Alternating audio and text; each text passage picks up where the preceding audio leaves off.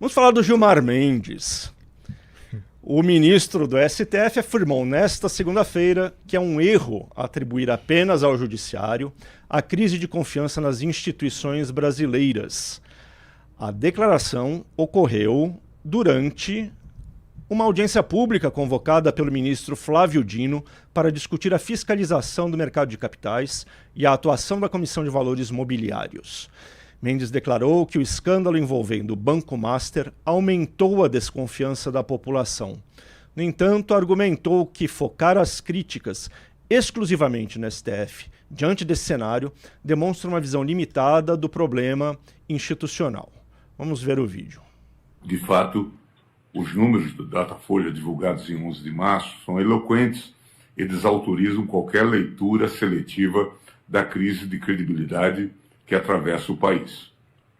45% dos brasileiros desconfiam do Congresso, 43% da Presidência da República, mesmo índice que o do STF, 36% da imprensa, 52% dos partidos políticos. Temos, portanto, um quadro de descrédito generalizado impulsionado pelas dificuldades que o Estado brasileiro tem enfrentado para atender demandas básicas dos cidadãos. Nesse sentido, pretender resolver a crise de confiança mirando apenas o Supremo Tribunal Federal é, no mínimo, ingenuidade, mas mais provavelmente miopia deliberada e intenções obscuras. Olha só, eu não enxergo essa fixação exclusiva no STF, em nenhum brasileiro. Como ele mesmo disse, a pesquisa demonstra que tem uma desconfiança generalizada nas instituições. O que acontece é que o STF tinha ficado à margem ou acima, um pouco à margem, e um pouco acima desse descrédito até recentemente. Agora nós temos uma situação em que tem 2 ministros do STF diretamente mencionados num escândalo de corrupção, talvez o maior escândalo financeiro da história do país. Então, a questão é a novidade. Um órgão hiperpoderoso, que cresceu em poder porque a Constituição Federal de 88 lhe deu esse poder, e ele foi aprendendo a usá-lo ao longo de mais de 40 anos. De repente, a gente descobre que o telhado também é de vidro, então não existe essa exclusividade. O que existe é o fato de que agora sabemos que nem o Supremo se salva, não é isso? E o que você colocou, Grebe, é um fato, quer dizer, esse envolvimento do Dias Toffoli e do Alexandre de Moraes ali, no caso do Banco Master, que é uma coisa que ficou muito, do ano passado para cá, aumentou muito a descrença com o STF. Essa descrença já vinha aumentando com o tempo, né? 2005, algumas intervenções do STF no Legislativo, depois inquérito das fake news, já vinha num crescente, mas agora a coisa está num nível que teve uma pesquisa recente do Meio Ideia falando que 42% dos brasileiros acham que a principal ameaça à democracia no Brasil é o judiciário, né? Olha, isso aí eu não recordo de ter um dado histórico nesse nível, né?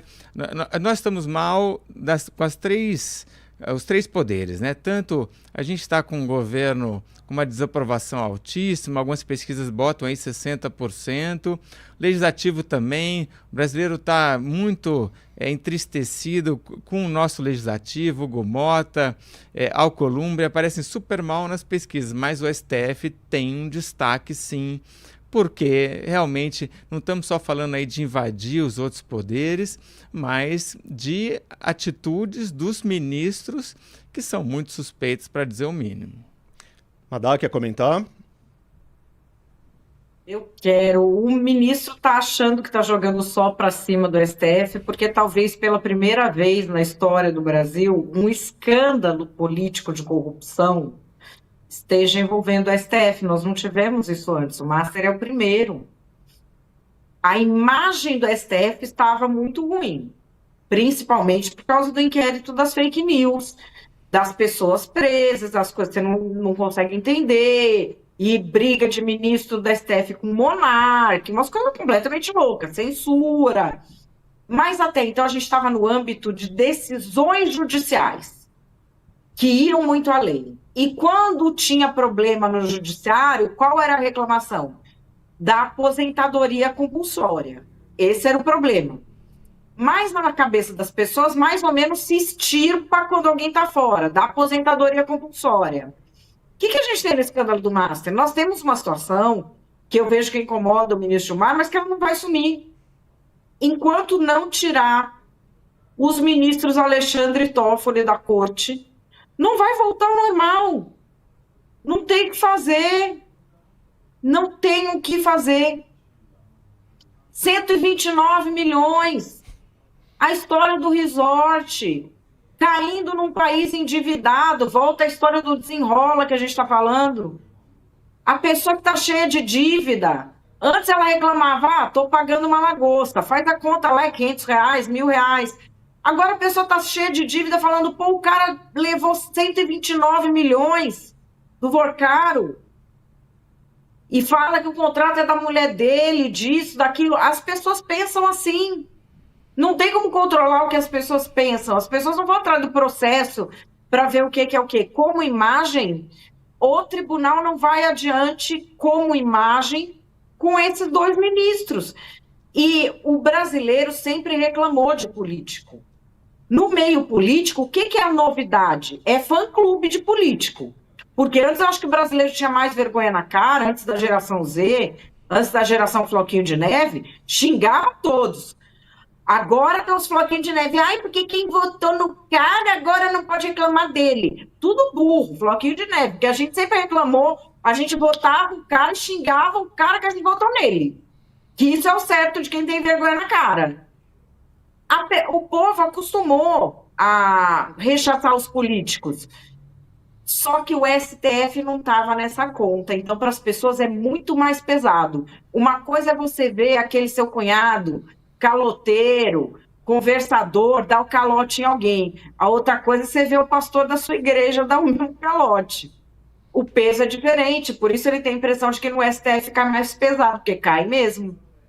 Muito bem. Vamos passar rapidamente pela última notícia do dia. A gente provavelmente vai voltar a ela amanhã, porque ela não deve se esgotar.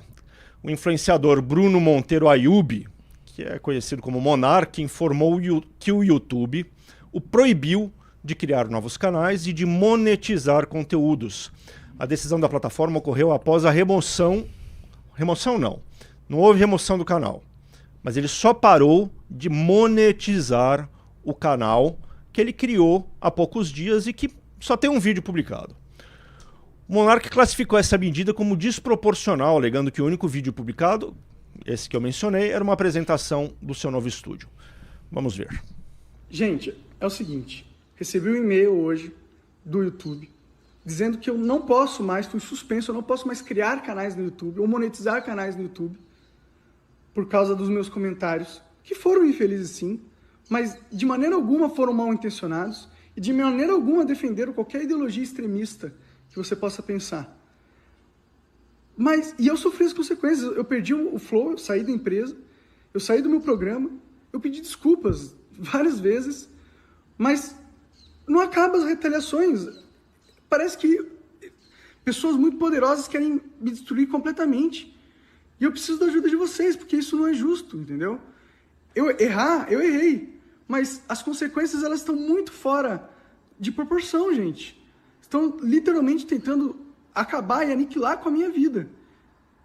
É isso que é justo? É isso que vocês acham justo? Bom, ainda tem algumas coisas obscuras sobre essa história, porque, enfim, tem a Polícia Federal dizendo que o Monark, mesmo fora das redes sociais, continuava propagando informação falsa sobre o sistema eleitoral. A notícia chegou um pouco enviesada. Primeiro deu a sensação de que ele não podia mais publicar, que o canal ia sair do ar, mas na verdade a suspensão era de monetização.